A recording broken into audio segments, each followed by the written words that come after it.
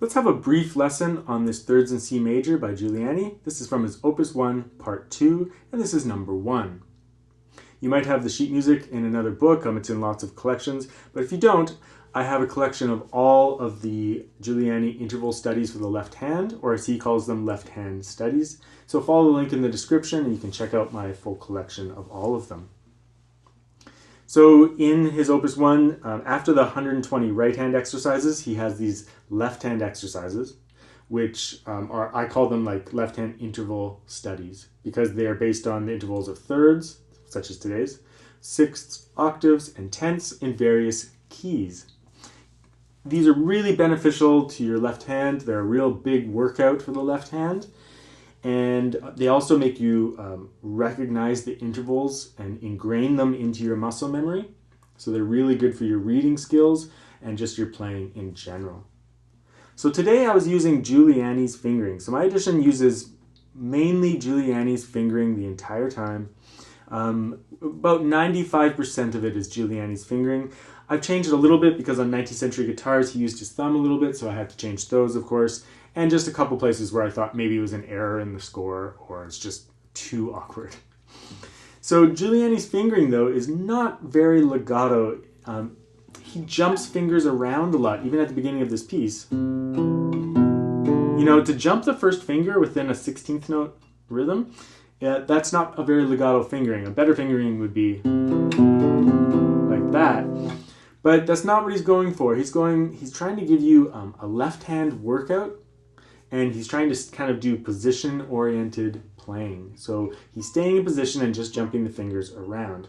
So what that means for you is that it's going to be a big workout for the left hand, but also it's going to be a challenge to smooth out those awkward fingerings, because jumping a finger over like that has a potential to not be legato, so you have to make sure that you're sustaining the note for as long as possible and making your movements as quick as possible to cover up the lack of legato fingering. You know, jumping that finger over is awkward, but that said, guitar fingering, that happens. We have to jump sometimes, and those awkward fingerings, it's really beneficial for you to practice them. So in this study, you get a lot of opportunity to practice it, and it's such a big workout and exercise for the left hand. Of course, if you've never played like scales in thirds before, you might want to just start with some scales in thirds. You can get my technique book, for example, and just practice some of the exercises in thirds before tackling a more advanced study like this that just really ingrains these ideas into the left hand and also involves jumping around the guitar neck. You might want to start with just some nice scales. So I don't have too much else to say. Watch that previous video on how to practice. You can practice it in block chords for good muscle memory recognition of the shapes. So that's taking 2 notes at a time, the interval of a third, and just practicing it in block form. This helps your left hand recognize the shapes and just makes sure that you're really solid on the actual interval shapes.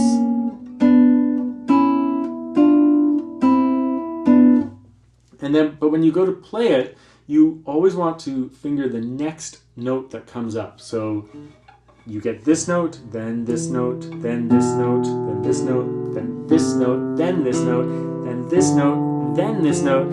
So it's like a chain link of sustain at all times, and you can be a little bit more legato that way.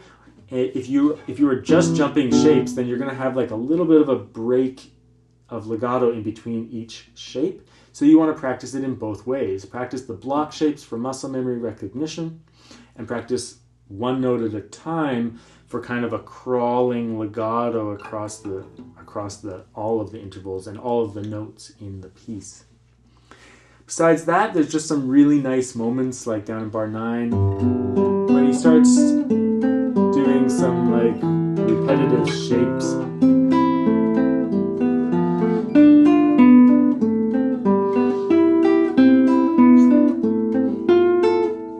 And lots of those jumps, there's so much to work on. You can work on your shifts.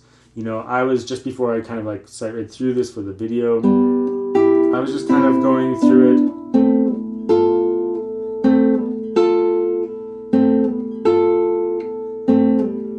And practicing some of the more difficult shifts, and making sure that when I shift, like my fourth finger is a little bit curved, so it's a nice solid landing point. Those things are hard. Oops, wrong fret. So that when you go through the piece,